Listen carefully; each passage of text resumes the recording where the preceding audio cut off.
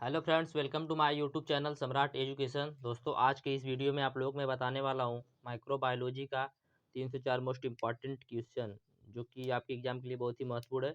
इसमें मैं पहला क्वेश्चन आप लोगों को बताऊंगा कि कार्बन के चक्र में जीवाणुओं की क्या भूमिका है। कार्बन चक्र जो होता है उसमें जीवाणु की क्या भूमिका होती है, जीवाणु अपनी क्या भूमिका निभाते हैं कार्बन चक्र में। चलिए स्टार्ट करते हैं। तो यदि आप लोग इसका पीडीएफ चाहिए तो डिस्क्रिप्शन में व्हाट्सएप ग्रुप का लिंक और व्हाट्सएप नंबर भी दिया गया है, मैसेज करके आप लोग इसका पीडीएफ भी ले सकते हैं। तो जीवाणु पौधे और जंतुओं के शरीर को विघटित करते हैं। जो जीवाणु होते हैं वह जंतुओं और पशुओं के शरीर को क्या करते हैं, विघटित करते हैं।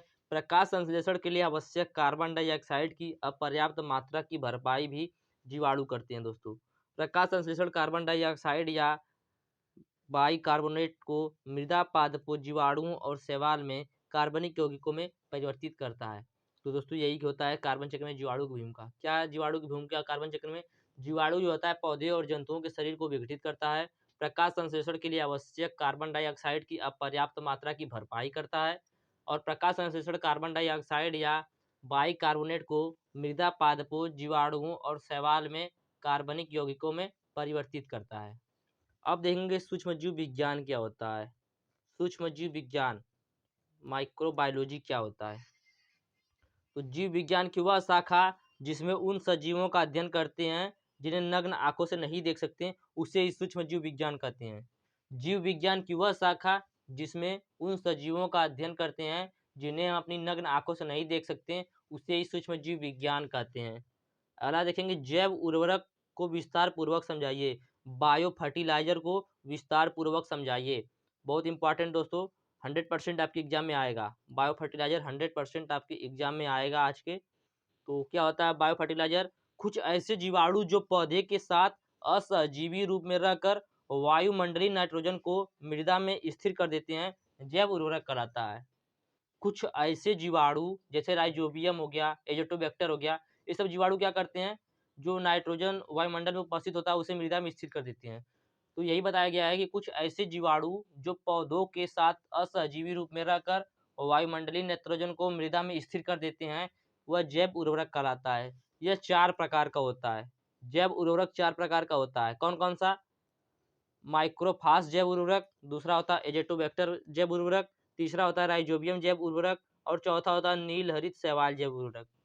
तो उर्वरक कितने प्रकार का होता है? 4 प्रकार का। कौन कौन सा? माइक्रोफास जैव उर्वरक, एजेटोबैक्टर जैव उर्वरक, राइजोबियम जैव उर्वरक और नील हरित शैवाल जैव उर्वरक। अब देखते हैं सभी के बारे में। तो सबसे पहले देखेंगे माइक्रोफास जैव उर्वरक क्या होता है। देखते हैं माइक्रोफास जैव उर्वरक। इस वर्ग के उर्वरकों में ऐसे जीवाणुओं का समावेश किया जाता है जो राक, फास्फेट तथा मृदा में विद्यमान अघुलनशील फास्फोरस को घुलनशील बना देते हैं। जो माइक्रोफास जैव उर्वरक होता है, इस उर्वरक में ऐसे जीवाणुओं का समावेश किया जाता है जो राक, फास्फेट और मृदा में विद्यमान अघुलनशील फास्फोरस को घुलनशील बना देते हैं। इससे पौधे में फास्फोरस तत्व की उपलब्धता में वृद्धि हो जाती है। इससे जो पौधे में फास्फोरस तत्व की उपलब्धता होती है उसमें वृद्धि हो जाती है। ऐसे जीवाणु में स्यूडोमोनास, स्ट्रिएटा तथा बैसिलस पॉलीमिक्सा मुख्य होते हैं। ऐसे जीवाणु में स्यूडोमोनास, स्ट्रिएटा तथा बैसिलस पॉलीमिक्सा क्या होते हैं? मुख्य होते हैं। आगे देखते हैं, माइक्रोफास जैव उर्वरक में एस्परजिलस अवामोरी नामक फफूंदी का समावेश किया जाता है। किस फफूंदी का समावेश किया जाता है? एस्परजिलस अवामोरी। एस्परजिलस अवामोरी नामक फफूंदी का समावेश किया जाता है किसमें? जैव उर्वरक के में। इस प्रकार पौधे को दिए जाने वाले फास्फेट उर्वरकों की उपयोग क्षमता 15 से 20% होती है। इस प्रकार पौधे को दिए जाने वाले फास्फेट उर्वरकों की जो उपयोग क्षमता होती है 15 से 20% तक होती है। अगला है, क्योंकि शेष फास्फोरस अचल होने और अघुलनशील रूप में रहने के कारण पौधों को प्राप्त नहीं होते हैं। दोस्तों, ये हो गया का माइक्रोफास जैव उर्वरक। माइक्रोफास जैव उर्वरक आप लोग एक लाइन में याद रखिएगा कि इस वर्ग के उर्वरकों में ऐसे जीवाणुओं का समावेश किया जाता है जो राक, फास्फेट तथा मृदा में विद्यमान अघुलनशील फास्फोरस को घुलनशील बना देते हैं। अब दूसरा देखते हैं, एजोटोबैक्टर जैव उर्वरक। एजोटोबैक्टर जैव उर्वरक क्या होता है? इस वर्ग के उर्वरकों में ऐसे जीवाणुओं का समावेश किया जाता है जो पौधे के साथ असहजीवी रूप में रहकर वायुमंडलीय नत्रजन का मृदा में स्थिरीकरण कर पौधे को नत्रजन उपलब्ध कराते हैं। वह क्या करता था? वह घुलनशील फास्फोरस को घुलनशील बना देता था। यह क्या कर रहा है? यह असहजीवी रूप में रहकर वायुमंडलीय नाइट्रोजन को मृदा में स्थिर कर दे रहा है और पौधे को नाइट्रोजन उपलब्ध करा रहा है। इसमें जो एजोटोबैक्टर जीवाणु होता है, एजोटोबैक्टर बैक्टीरिया होता है, वह प्रमुख होता है, तो इसीलिए इसका नाम भी एजोटोबैक्टर जैव उर्वरक पड़ा है। तो एजोटोबैक्टर जैव उर्वरक क्या होता है? इस वर्ग के उर्वरकों में ऐसे जीवाणुओं का समावेश किया जाता है जो पौधे के साथ असहजीवी रूप में रहकर वायुमंडलीय नाइट्रोजन को मृदा में स्थिरीकरण करके पौधे को नाइट्रोजन उपलब्ध कराते हैं। अब तीसरा देखते हैं, राइजोबियम जैव उर्वरक। यह क्या होता है? इस वर्ग के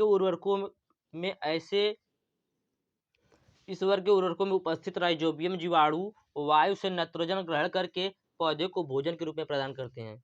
इस वर्ग के उर्वरकों में जो उपस्थित राइजोबियम जीवाणु होते हैं वह वायु से नाइट्रोजन को ग्रहण करके पौधे को भोजन के रूप में प्रदान करते हैं। विभिन्न फसलों में कई प्रकार के राइजोबियम जीवाणु पाए जाते हैं। उनके द्वारा नाइट्रोजन बंधता क्षमता भी भिन्न भिन्न होती है। उनके द्वारा क्या होती है? नाइट्रोजन क्षमता की जो बंधता होती है वह भी भिन्न भिन्न होती है। चौथा क्या था? चौथा था नील हरित शैवाल जैव उर्वरक। तो नील हरित शैवाल जैव उर्वरक क्या होता है? नील हरित शैवाल मुख्यतः धान के खेती में प्रयोग की जाती है। जो नील हरित शैवाल होता है इसका मुख्यतः धान के खेत में प्रयोग किया जाता है। यह वायुमंडल से नाइट्रोजन ग्रहण कर मृदा में संचित करती है, अतः नाइट्रोजन प्राप्त करने का प्रमुख साधन होता है। क्या? नील हरित शैवाल। तो दोस्तों मैंने आप लोगों को बताया जैव उर्वरक क्या होता है। क्या होता है जैव उर्वरक? कुछ ऐसे जीवाणु जो पौधे के साथ असहजीवी रूप में रहकर वायुमंडलीय नाइट्रोजन को मृदा में स्थित कर देते हैं, जैव उर्वरक कराता है। ये 4 प्रकार का होता है: माइक्रोपास जैव उर्वरक, एजोटोबैक्टर जैव उर्वरक, राइजोबियम जैव उर्वरक, नील हरित शैवाल जैव उर्वरक। इन सभी के बारे में मैंने आप लोग को बता दिया। अब मैं आप लोग को बताऊंगा सहजीवन क्या होता है, सहजीवन की क्या विशेषताएं हैं। सहजीवन क्या होता है? सहजीवन दो प्राणियों में पारस्परिक लाभजनक आंतरिक साझेदारी होती है। सहजीवन दो प्राणियों में बराबर की साझेदारी होती है जिसमें दोनों को लाभ होता है। यह सहभागिता के दो पौधे या दो जंतुओं के बीच या पौधे और जंतु के पारस्परिक संबंध के बीच हो सकता है।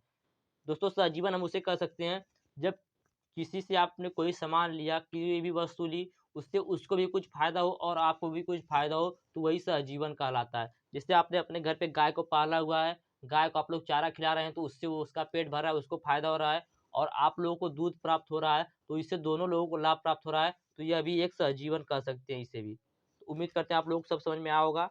वीडियो अच्छा लगा तो वीडियो को लाइक कर दीजिएगा, चैनल को सब्सक्राइब कर दीजिएगा और यदि आप लोगों को इसका पीडीएफ चाहिए तो डिस्क्रिप्शन में व्हाट्सएप ग्रुप का लिंक और व्हाट्सएप नंबर दिया गया है, मैसेज करके आप लोग इसका पीडीएफ भी ले सकते हैं।